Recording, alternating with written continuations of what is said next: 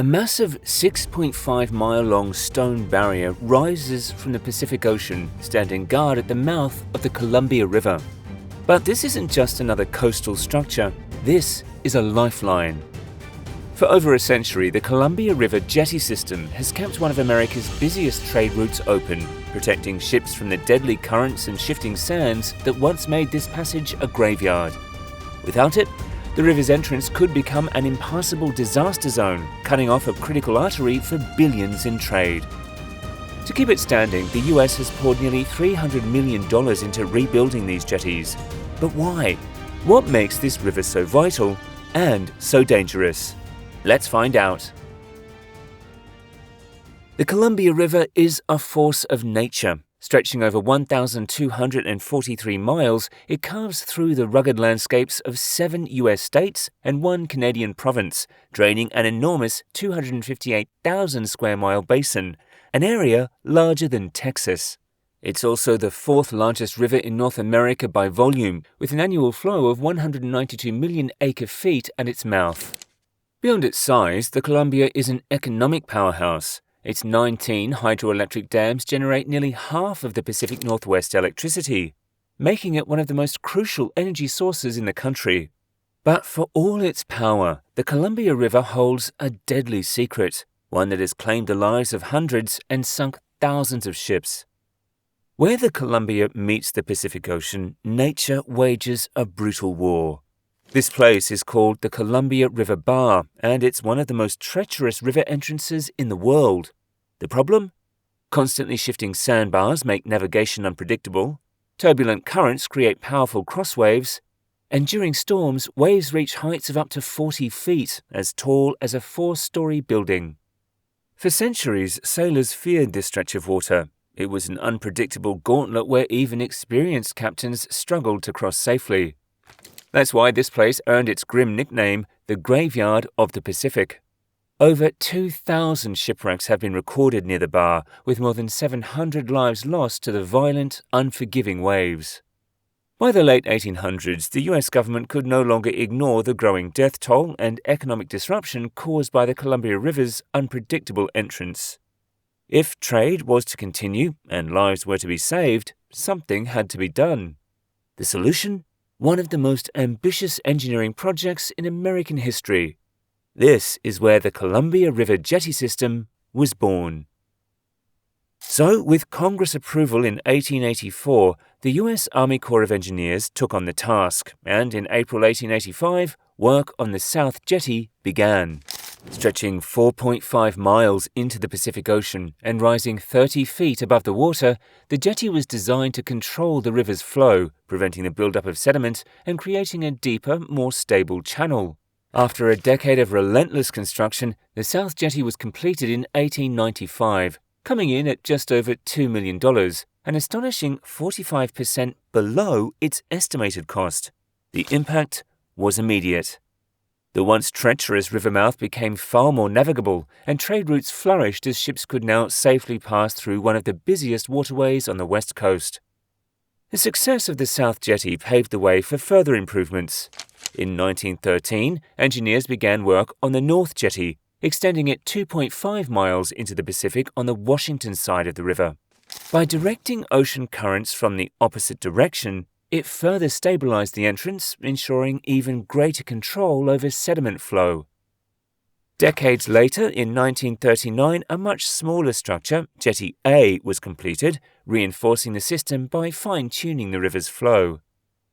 By 1946, more than 13 million tons of stone had been used to construct these massive barriers, permanently altering the Columbia River's interaction with the ocean. What was once a ship graveyard had now become a major global trade route, transforming the Pacific Northwest's economy. Timber, agriculture and fishing industries boomed as goods could now be safely transported in and out of the region. But nature never gives up so easily. For all its success, the jetty system was always at war with the relentless force of the Pacific. Over time, powerful waves and shifting currents began to wear away at the very barriers that had once tamed the river. By the mid-20th century, it became clear that the battle wasn't over. The ocean was fighting back, and soon another monumental effort would be needed to save the Columbia River from returning to its deadly past. Temporary fixes in 2007 and 2015 patched critical sections of the south and north jetties, yet the damage continued. The tidal shoals kept shifting, and the jetties grew increasingly unstable. By the 2010s, the situation had become urgent. Sections of the jetties were at risk of collapse, and if they failed, the consequences would be severe. Without the jetties directing the river's force, sand could spill into the Federal Navigation Channel, choking off one of the busiest commercial shipping routes on the West Coast. The only way to fix such a disaster would be through emergency dredging, an expensive and time-consuming process. Recognizing the growing danger, the U.S. Army Corps of Engineers embarked on a multi-phase rehabilitation project, an enormous effort that would nearly take a decade to complete. Since 2014, the cumulative investment in this project has reached $262 million, with an additional $30 million requested for North Jetty repairs in 2025. While the original estimates placed the cost at just under $240 million, ongoing maintenance and unforeseen challenges have driven the total higher. Still, despite these obstacles, the project is now in its final stages, with the South Jetty on track for completion by October 2025. But rebuilding the Columbia River jetties isn't just a simple repair job. It was a full-scale engineering battle against the ocean. The project is divided into 3 phases, each requiring precise coordination, specialized equipment, and an immense amount of raw materials. The first phase began in 2016 with the rehabilitation of Jetty A, a smaller but crucial part of the system. By the end of 2017, the work was completed at a cost of $20 million. Next came the North Jetty, with construction kicking off in 2018 and finishing in November 2019, adding $39 million to the total bill. But the most ambitious and costly phase was yet to come.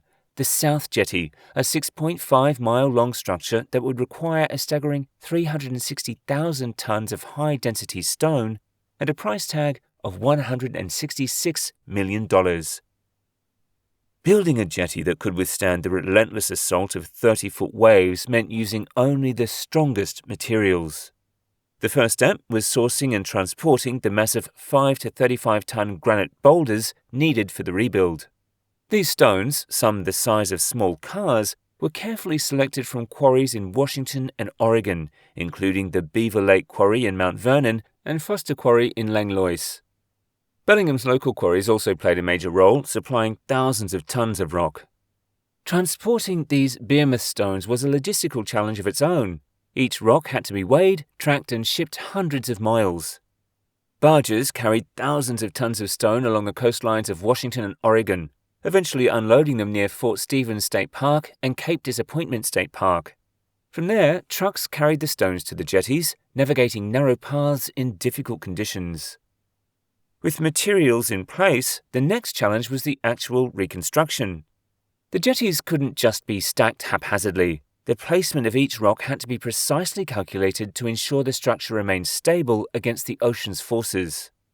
To achieve this, the project relied on one of the most advanced excavators in the world, a customized Caterpillar 6020B excavator, outfitted with a 90-foot arm, a rock bucket, and a thumb attachment for precise placement. Using GPS technology, engineers could ensure each stone was positioned exactly where it needed to be, locking into place like a massive, natural puzzle. This wasn't a job for just one operator. A 2-person team worked in tandem, one controlling the excavator, while the other acted as a spotter, coordinating movements via headsets and radios. Each stone had to interlock perfectly, resisting the unrelenting waves that battered the jetty daily. Even with the most advanced technology, the Pacific Ocean remained the biggest challenge. Harsh winter storms, high winds, and heavy rain frequently halted construction. Work could only take place in short seasonal windows, stretching the timeline well beyond initial projections. Another major complication was moving equipment and materials via barge. Every season, all heavy machinery had to be transported back and forth, adding layers of logistical difficulty and increasing costs. Then there was the challenge of working directly on the jetties themselves. The narrow, rocky paths made it nearly impossible to maneuver heavy machinery efficiently. Trucks had to reverse for miles in tight spaces, requiring extraordinary skill from operators to avoid accidents. Every move had to be carefully planned and executed with precision. Despite all the challenges, the crews pushed through nearly a decade of construction, successfully reinforcing Jetty A, the North Jetty and the South Jetty, with the final phase expected to be completed by October 2025. Nearly 400,000 tons of stone were placed, ensuring that the Columbia River remains open for navigation and safeguarding over $22 billion in annual trade that flows through this critical waterway. Beyond its economic goal, the jetty system remains essential for maritime safety.